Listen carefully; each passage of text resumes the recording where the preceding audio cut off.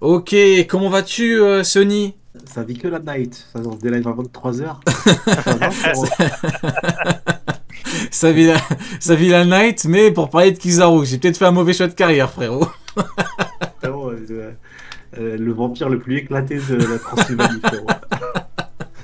Au lieu de vivre une vie de liberté tel Dracula, enfin quoique de liberté plus ou moins. Moi je suis là à parler de l'infâme Pizarro, mais bon, que veux-tu, on ne se refait pas. Écoutez, très heureux de vous retrouver les membres de la Cross Guild pour parler du chapitre 1108. Chapitre 1108 que je trouve personnellement plus ou moins exceptionnel.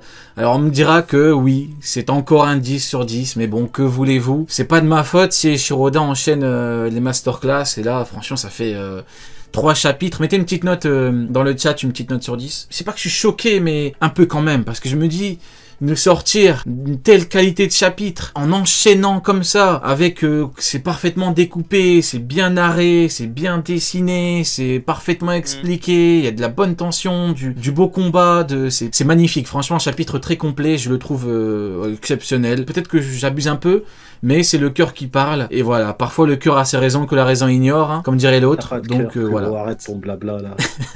Il a pas de cœur, les frères, il a une pompe mécanique. Il prend pour un con, Abuse, lui. abuse. Bon, du coup, voilà pour mon avis. Sony, avis global, petite note, on démarre en beauté, comme d'habitude. Ah, un petit 10 sur 10. Petit 10 Magnifique. sur 10, que du plaisir. J'ai revu Kizaru Antagos. J'ai pas envie de parler de la dernière page parce qu'il va nous casser les Nil. Mais sinon, franchement, j'ai kiffé. Ok, J'ai bon, kiffé, sinon. ça marche. Et toi, du coup, Neil, globalement, une petite note sur 10, c'est un avis avant qu'on parle un petit peu des problèmes, hein, parce que mine de rien, quand même pas mal de petits sujets, un chapitre, forcément, quand on a un chapitre exceptionnel, forcément, nous avons tout un tas de sujets exceptionnels à aborder. Ça fait 3 chapitres, alors je vais pas dire 3 semaines parce qu'il y a eu une pause je crois entre temps, mais 3 chapitres que pour moi c'est la même note, tu vois, c'est du 8.5 sur 10. Il manque vraiment, comme je disais, tu sais, le côté, voilà, on a une info sur Roger ou quoi, mais à part ce truc-là, c'est vraiment les 3 chapitres qu'on a eu font partie du top de ce qu'on peut avoir dans One Piece, quoi. Et moi, vous savez, hein, quand je mets 8, c'est que vraiment j'ai surkiffé le bail. Donc, ouais, non, ces 3 dernières semaines, franchement, il y a eu un vrai pic. Ok, bah écoute, c'est parfait. Tout le monde est d'accord, hein. Vous savez que quand il y a eu le flashback de Kuma, c'était un peu plus partagé. Voilà, il y avait de tout, hein. Sony a vraiment kiffé, Neil beaucoup moins. Pour moi, il y avait des hauts et des bas. C'était globalement un chapitre réussi, même si c'est pas non plus, je l'ai pas autant kiffé que Sony, parce que Sony, lui, il était vraiment au max du max. Voilà, là on a tous globalement le même avis, c'est exactement unanimité, parce que le chapitre est excellent. Donc voilà, on est plutôt d'accord là-dessus globalement, donc c'est exceptionnel. Maintenant, on va pouvoir passer au premier sujet. Et en premier sujet, nous avons Caribou, qui parle avec Devon et Van Augur. Et bon, outre le fait que Van Augur et Devon dégagent encore une fois quelque chose de plutôt grand, voilà. Je les trouve vraiment excellents dans leur rôle, hein. Si c'était pas le cas, je l'aurais dit, mais là pour le coup, c'est représente bien l'équipage de Barbe Noire. Je trouve ça vraiment bien. En plus, une espèce de complicité entre les deux qui s'est installée. Je trouve ça sympathique également. Mais pour moi, ce qui importe réellement, ce sont les mots de Caribou. Caribou qui dit, je suis au courant de tout. Et moi, ce que je trouve un petit peu compliqué, chiant, c'est Wano. On a passé 4 ans sur Wano. Et là, Barbe Noire, s'il est au courant, il peut partir là-bas et récupérer Pluton et peut-être tarter tout le monde au passage, hein. Donc Sony, je sais pas ce que t'en penses, mais je trouve la situation plus ou moins compliquée. Je pars du principe que le narrateur de One Piece ne ment pas. Que c'est une personne un peu omniscient, ce qu'on veut. Elle est vraiment détachée. Elle a toutes les informations et limite, elle lit une histoire. Et quand la bataille d'Onigashima se termine et que Momonosuke devient le shogun, il nous dit que ça y est, à Wano Kuni, maintenant, ils ne vont connaître que la paix. Et si jamais Barbe Noire débarque et qui brise du coup les frontières de Wano Kuni avec son fruit du démon, tu peux pas avoir de paix. Ça peut être qu'un massacre. Du coup, si on suit le narrateur, Wano va pas subir de gros événements comme ça de la sorte, surtout pas mais par un ennemi, parce que du coup, s'il détruit les frontières, ça va s'effondrer. L'ancien Wano Kuni va réémerger. Forcément, ils vont vouloir se défendre. Il va y avoir des combats de fous. Donc, j'y crois pas du tout. Par contre, je pense que il n'ira pas chercher Pluton, mais qu'il ira chercher par contre Poséidon. Donc ça j'y crois à 200%. Ok. Que Shirahoshi va se faire kidnapper Barbe Noire. Ça marche. Et toi, du coup, Neil, ton avis là-dessus par rapport à Pluton, qu'est-ce que t'en penses? Et Barbe Noire? Je suis exactement du même avis que Sony pour Pluton. C'est pas possible par rapport à ce que le narrateur a dit vis-à-vis de Momo. Poséidon, entre les deux, parce qu'on sait que Luffy doit détruire l'île des hommes poissons. Mais là, en fait, moi, je te dis, je suis à la place de Van Augure. Honnêtement, je tire. Le type, on le connaît pas. Et il te sort, si jamais tu me tues, Teach va te tuer, mais t'es qui en fait? C'est vrai. Il a pas. C'est vrai, je valide totalement. Ouais. Tu vois? Donc il a pas dit voilà j'ai quelque chose sur les armes antiques ou j'ai quelque chose sur un secret du siècle oublié. Il a juste dit les gars si vous me tuez, votre capitaine qui vous connaît depuis 2 ans, qui vous a formé etc. vous tuera. C'est débile comme phrase. Donc en vrai à la place de Van Augure, moi je tire. Après le scénar fait que il y a moyen en vrai qu'ils s'échappent tous les deux. De l'île, tu vois. Donc, il y a moyen que Teach aille vers l'île des hommes poissons et que ça crée la fameuse prophétie qu'on a vue quand on était dans cet arc-là de la sœur, comment elle s'appelle? Shirley, la sœur de Arlong, qui voit que Luffy détruit l'île, machin et tout. Il y a moyen que ce soit ça, mais en vrai, voilà, comme je t'ai dit, à sa place, je tire. Ok, ça marche. Bah écoute, très intéressant. Propos très intéressant de Neil, comme d'habitude. Effectivement, c'est vrai qu'on a... En fait, je dirais même que c'est limite un plus gros manque de respect vis-à-vis de Van Augure parce que lui, il est dans l'équipage historique de Barbe Noire. Il était là, entre guillemets, depuis le début. Donc, voir un mec comme ça, Caribou, qui sort de nulle part, tout dégoulinant, là, son fruit de la marée, là. Ouais, effectivement, c'est vrai que j'aurais également tiré à sa place. Mais bon, je trouve ça intéressant le fait que vous avez raison par rapport à Wano. Mais le problème, c'est que il y a un petit souci au niveau scénaristique. S'il a l'info par rapport à Wano, pourquoi il y va pas? Donc, pour moi, la seule explication, c'est que ça mènerait à une explication de, il va se faire attaquer avant, en fait, Barbe Noire. Du coup, ça va aller vite. C'est ce que t'en penses? Moi, je pense que s'il va vers Wano Kuni, peut-être qu'il va y avoir quelqu'un avec des cheveux rouges qui va l'intercepter avant d'arriver à Wano Kuni. Avec des cheveux rouges. Et il y a peut-être un affrontement qui va démarrer avant, et donc du coup, in fine, le narrateur n'aura pas menti, il sera jamais allé en fait. Moi, je pense que ça va plus loin en fait. C'est, tu sais, son délire d'envoyer les autres à sa place là dans son équipage à chaque fois. C'est peut-être ça qui va lui jouer des tours. Il va vouloir séparer son équipage en deux. D'un côté, aller attaquer Wa et de l'autre, aller attaquer l'île des hommes poissons. Et il va se prendre toute l'armada de Wano Kuni dans la gueule, tu vois. Enfin, pas lui, mais le gars qui l'aura envoyé. Du coup, l'équipe qui part à Wano... Après, faut pas oublier, hein. C'est encore une fois, j'en reviens à Wano, tu sais, tous les gens qui voulaient que tous les faux rouges meurent et que Yamato meure, alors que bon...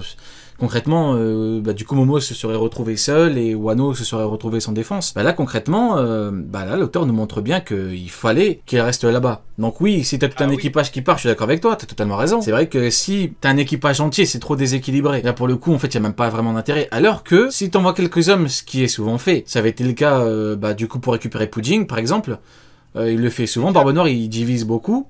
Là, c'est vrai que s'il part là-bas, t'imagines la défaite, mais ce serait chaud. Hein. T'imagines, t'envoies 2-3 types, ils sont tartés par Yamato et les faux rouges. Il est obligé de. Après Barbe Noire, il est obligé d'y aller, hein, parce que c'est son fruit du démon qui peut libérer. Il y a le truc de King aussi, parce que c'est vrai. Faut pas oublier que l'équipage de Kaido avait cette règle de la loi de la jungle, tu vois, le plus fort gagne.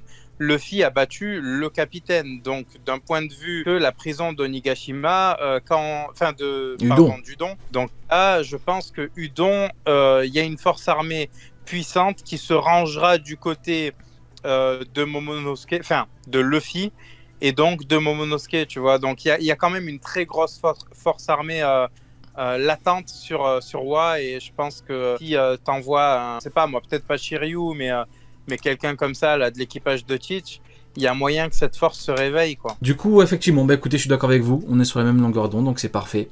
Maintenant, on va passer au sujet suivant, et là, forcément, on arrive au vrai problème, parce que là, nous avons les vice-amiraux, je vais les nommer, il n'y a pas de raison qu'on ne nomme pas les fraudes, Bluegrass, Hund, Guillotine, Doberman, Toza, et les autres clowns qu'on connaissait. Alors, bon... Les vice-amiraux, c'est un sujet, mine de rien, c'est intéressant, qu'on a évoqué pas mal de fois. Et on en arrivait toujours à la même conclusion. Déjà de base, les vice-amiraux principaux, c'est pas fou, c'est vraiment pas fou, c'est pas fameux. Ils ont jamais brillé, ils ont jamais eu leur moment. Ils sont toujours, soit ils ont toujours été maîtrisés, soit ils ont jamais pu s'affirmer. Et là, nous avons pire, nous avons des vice-amiraux de seconde zone qui, en fait, qui se font dessus, faut dire la vérité, et qui se font littéralement humilier. Là, on va directement entrer dans le vif du sujet avec Toza. Nous avons Toza qui dit, je vais bien répéter les mots du monsieur, mes 10 ongles sont autant d'index gun auxquels rien ne résiste, pas même un blindage. Donc là, encore une fois, on voit bien que les mots ont un sens. Et là, nous avons un vice qui dit, rien ne résiste à ça. Est-ce qu'il faut le prendre au mot? Je ne pense pas. Je pense que ce mec-là, il a une grande bouche comme énormément de personnages dans OP, on a l'habitude, surtout dans le camp de la marine, il nous a un petit peu habitués à parler pour rien. Et là, nous avons surtout un mec qui se prend un coup de hache, mais du côté non coupant,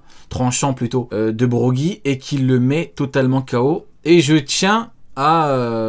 pas à féliciter, mais je pense qu'il faut rendre à César ce qui appartient à César. Et Neil avait dit, peut-être 3 cross-guilds en arrière, il avait dit que, non, 2, Dory et Broggy, les nouveaux vices, là, Dory et Broggy, il les éclate. Et il y en a beaucoup, qui nous ont dit, non, t'abuses, ils sont plus forts, voire bien plus forts et tout. Alors là, je sais pas ce que vous en pensez, mais là, il s'est pris un coup, il l'a enterré vivant. Manque total de respect. Juste après, ils sont là, ils sont en train de parler. À côté de lui, il s'en tape et lui, il est toujours inerte. Bon, je pense que ça veut dire ce que ça veut dire, Neil. Je sais pas, c'est quoi ton avis là-dessus? Mais bon, je sais pas ce que t'en penses, mais KO inerte, Un coup, on n'entend plus parler de toi. Les gars, c'est ce qu'on appelle un one-shot. C'est quand même grave à ce moment-là de l'histoire, tu vois. À ce moment-là du Nouveau Monde, etc. C'est assez grave. Donc, ceux qui te disaient, voilà, la marine, ça vaut 4 équipages Yonko et tout, vous avez la preuve que les vices, c'est pas grand-chose. Enfin, c'est pas grand-chose. On parle quand même des légendes de Elbaf, je vais pas le nier, mais vous voyez quand même la différence de niveau qu'il y a entre les 2 légendes d'Elbaf et des vice-amiraux. Et sachant que dans le lot, là, tu as bien fait de citer Doberman parce qu'il fait partie des vice-amiraux c'est-à-dire dans les vice-amiraux, tu as 2 catégories, ceux qui sont vraiment éclatés au sol et ceux qui méritent leur grade, tu vois. Doberman fait partie de ceux qui méritent leur grade. Et il est avec qui? Il est avec ces fraudes qui se font écraser directement en un seul coup par Dory et Broggy, quoi. Les termes. Et toi, du coup, Sony, ton avis là-dessus, par rapport aux vies en règle générale, toi c'est un sujet que tu apprécies tout particulièrement, on va pas se mentir, Et par rapport à Toza, je suppose que comme il est 23h passées, c'est un peu comme D-Full, Skyrock, on peut dire ce qu'on veut à cette heure-ci. Non, pas trop. Pas forcément, il est pas assez tard encore. Non, vraiment, ouais, là, il va se lâcher, non, doucement. Il va démarrer. 0 à 100 en 2 secondes. Ouais. Les vice-amiraux dans One Piece, c'est les Usopp de la piraterie, quoi. Vraiment, on est à un niveau de... J'ai pas de mots assez forts pour définir à quel point ils sont éclatés au sol. Ils n'apportent absolument rien du tout. Ils apportent aucun danger, aucun stress. Au tout début, t'avais du monde qui nous disait oui, c'est l'équivalent de King. Non, Ouais. ça c'est l'équivalent de...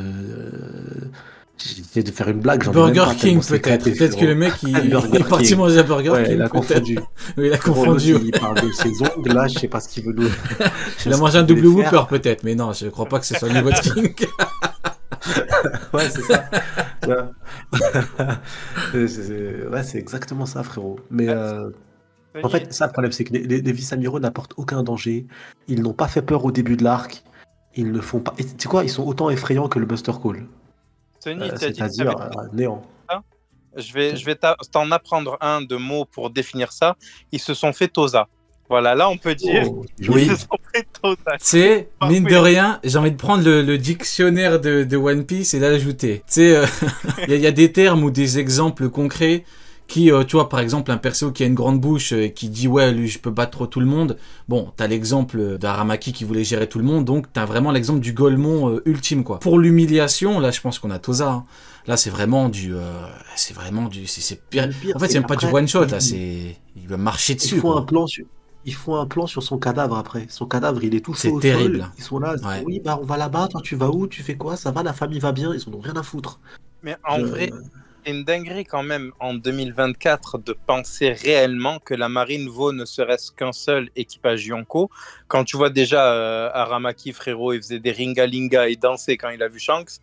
Et quand tu vois justement là la différence qu'il y a entre un géant, alors un géant dans la nature, hein, c'est-à-dire c'est pas quelqu'un qui a un grade de fou dans le monde de la piraterie ou quoi. C'est certes une légende de son île, mais voilà, c'est une île à part entière, c'est pas genre dans le monde entier, tu vois.